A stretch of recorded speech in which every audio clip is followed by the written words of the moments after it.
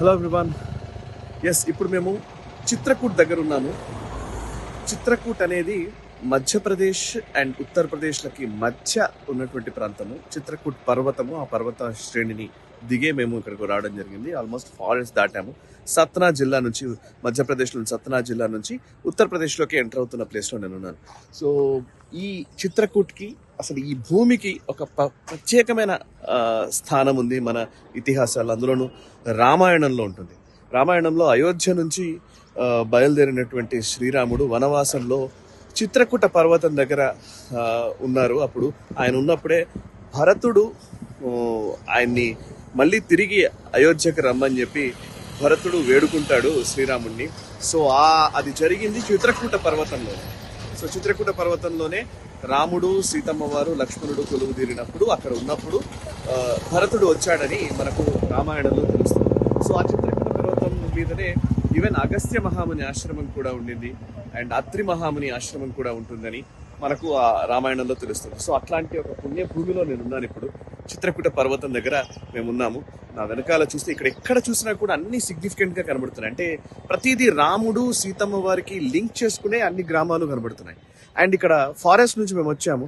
ఆ వనానికి రామవనం అని పేరు, రామ్ వన్ అని పేరుంది. And at the same time Janaki Kund అని ఇందాకే ఒక ఊరిని దాటి వచ్చాము మేము.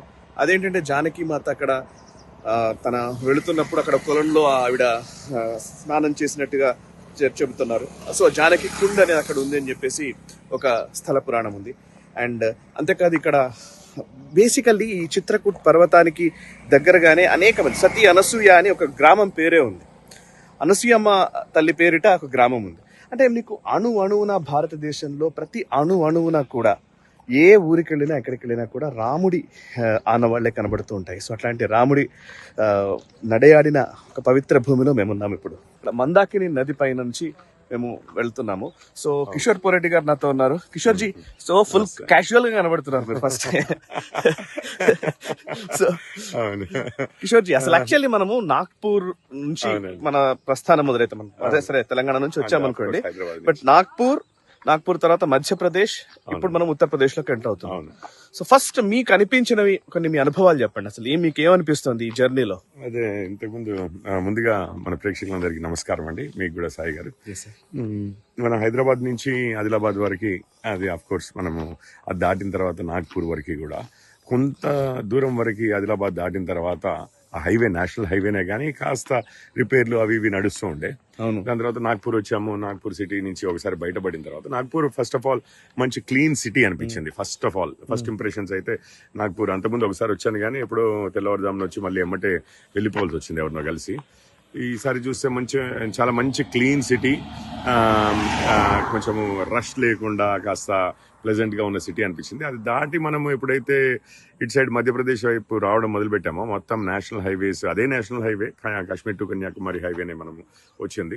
కానీ అమేజింగ్ ఉండింది. అంటే అడవులు, రెండు వైపులా అడవులు. ప్లస్ నేను యుఎస్ లో అంతకుముందు ప్రయాణం చేస్తుంటే ఈ లాంగ్ డ్రైవ్స్ అని చెప్పి వెళ్తూ ఉండేవాళ్ళు.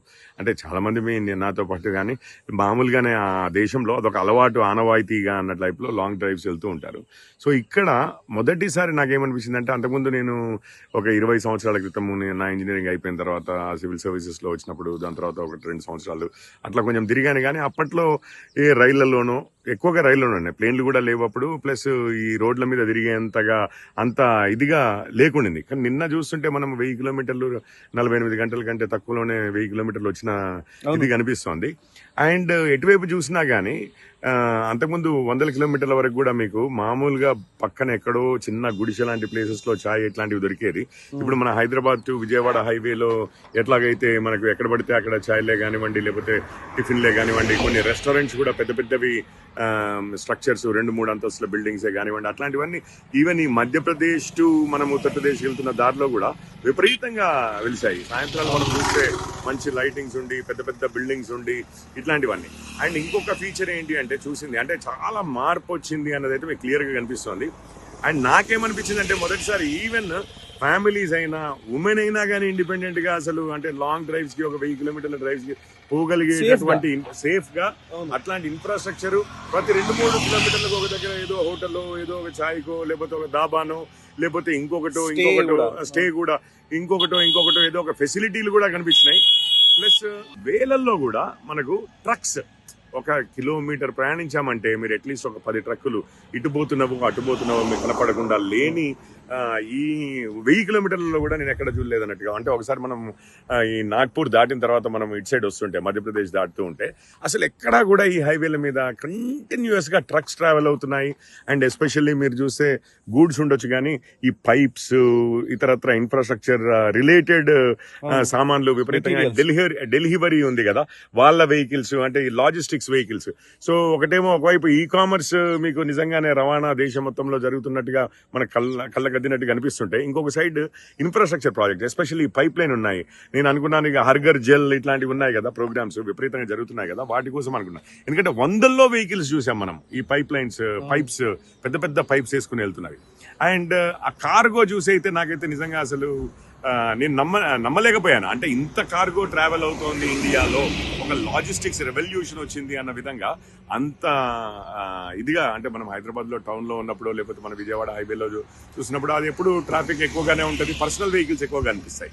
కానీ ఇక్కడ మొత్తం అసలు పర్సనల్ వెహికల్స్ కన్నా మొత్తం అదేదో కార్గో కారిడార్ అన్నట్లుగా మొత్తం అసలు కార్గో మధ్యలో కార్లు ఇట్లాంటి వెహికల్స్ కనపడడం కానీ, బట్ అది చాలా అసలు గణనీయమైన మార్పు లాగా కనిపిస్తోంది. అండ్ రోడ్ల వ్యవస్థ, బ్రిడ్జ్ల వ్యవస్థ మాత్రం అసలు ఈవెన్ తెలంగాణలో ఉన్న రోడ్ల కన్నా కూడా బెటర్ గా అనిపించినాయి నాకు చాలా ప్లేసెస్ లో. ఎందుకంటే ట్రాఫిక్ కొంచెం తక్కువ ఉండడము, ప్లస్ ఘాట్ రోడ్లలో అయినా కానీ విపరీతంగా 80, 100, 120 ట్రావెల్ చేయగలిగే అంత స్పీడ్ లో ట్రావెల్ చేయగలిగే అంత ఫెసిలిటీస్ ఇవన్నీ చూస్తుంటే బేసిక్ గా అయితే ఇండియా అయితే చాలా స్విఫ్ట్ గా మారుతోంది అనేది అయితే మీకు క్లియర్ గా మనం బయటకు వస్తే తెలుస్తోంది అన్నది. మనం వచ్చింది కూడా ఒక విధంగా అసలు హైదరాబాద్ లో ఉండి దేశమంతా అది ఇది వింటున్నాము. అసలు మన అసలు చూద్దాం ఏంటి పరిస్థితి, అసలు నేషన్ మూడేంటి, అసలు నేషన్ నిజంగానే ఏమవుతుంది. నేనైనా డిబేట్లలో కూర్చొని ఇన్ని వేల కిలోమీటర్లు అన్ని వేల కిలోమీటర్లు ఇవన్నీ మాట్లాడుతూ ఉంటాం కదా, అది అసలు యాక్చువల్లీ ఏమవుతుంది అని చూడడానికి మనం అడుగుతాను. పొలిటికల్ గానే మీరు అనేక డిస్కషన్స్ లో పాల్గొంటారు కాబట్టి ఈ డిస్కషన్ లో పాల్గొన్నప్పుడు మీరు చెప్తుంటారు అక్కడ ఈ మధ్యప్రదేశ్ లో మా ప్రభుత్వం ఉంది, లేకపోతే ఉత్తరప్రదేశ్ లో మా ప్రభుత్వం ఉంది, మహారాష్ట్రలో మన ప్రభుత్వం ఉంది, మీరు తెలంగాణలో ఏం చేస్తున్నారు పదే అడుగుతారు కదా. సో నిజంగానే వాటితో పోల్చితే అంటే ఇక్కడ మీరు గమనిస్తారు, మీరు చేస్తున్న మీ వాదనకు బలం చేకూరుతుందా?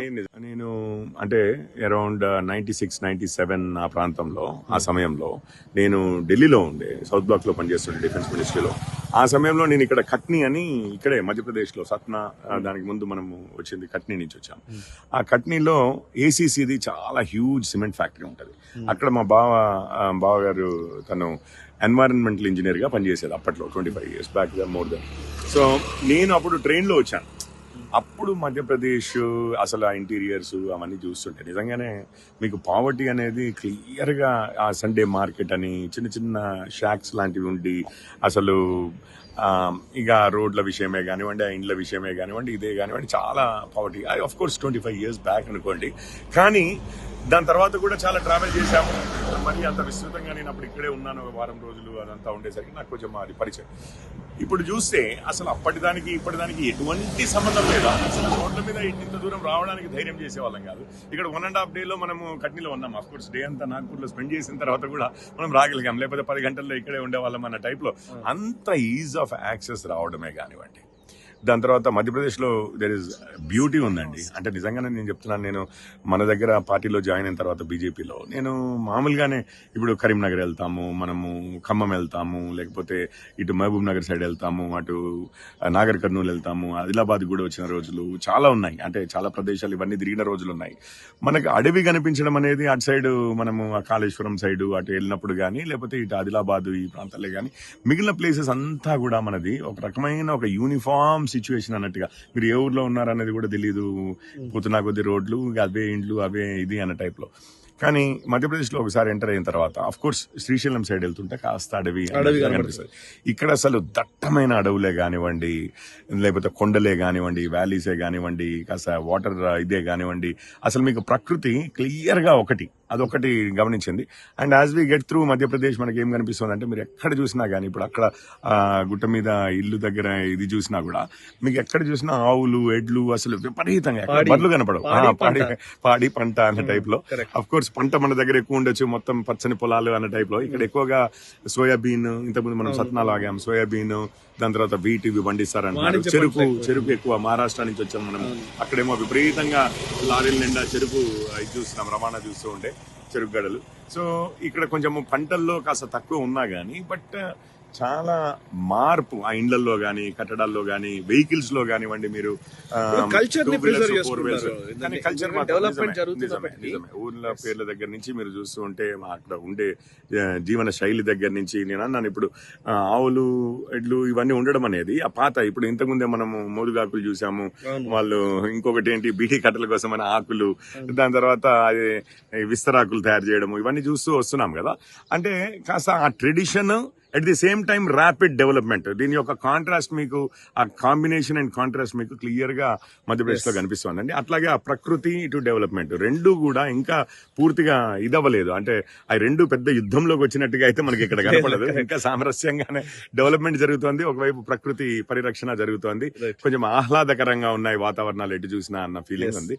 అది చాలా వండర్ఫుల్. మనం ఇంకా పోదాం, ఇంకా మనం పొలిటికల్ అనాలిసిస్ చేయాల్సి యూపీ వెళ్ళేది కొంచెం ఫైండ్ అవుట్ చేయాల్సి ఉంది. Right sir. సో మీరు చెప్తున్న దాని ప్రకారం నిజంగానే కాంక్రీట్ ఉంది, జంగల్ ఉంది. కాంక్రీట్ జంగల్ మాత్రమే కాలేదు మొత్తంగా. అంటే మన దగ్గర అంతా కూడా డెవలప్మెంట్ అన్న పేరుతోటి చాలా వరకు విధ్వంసం కూడా మనం చూస్తూ ఉంటాం. మన రోడ్డు పక్కన చెట్లు చేమ లేని పరిస్థితులు అండ్ అడవులు లేని ఒక దౌర్భాగ్యమైనటువంటి స్థితి. సో ఇప్పుడు ఇక్కడ మాత్రం ప్రకృతిని నిజంగా ప్రేమిస్తున్న దాఖలాలు చాలా స్పష్టంగా కనబడుతున్నాయి. ఆ ప్రకృతిని కాపాడుకుంటూ ఉన్నారు అండ్ డెవలప్మెంట్ కూడా జరుగుతుంది. వికాస్ అదేవిధంగా ఈవెన్ సంస్కృతి పరమైనటువంటి ఆనవాళ్ళని చాలా పటిష్టంగా కాపాడుకోవడం.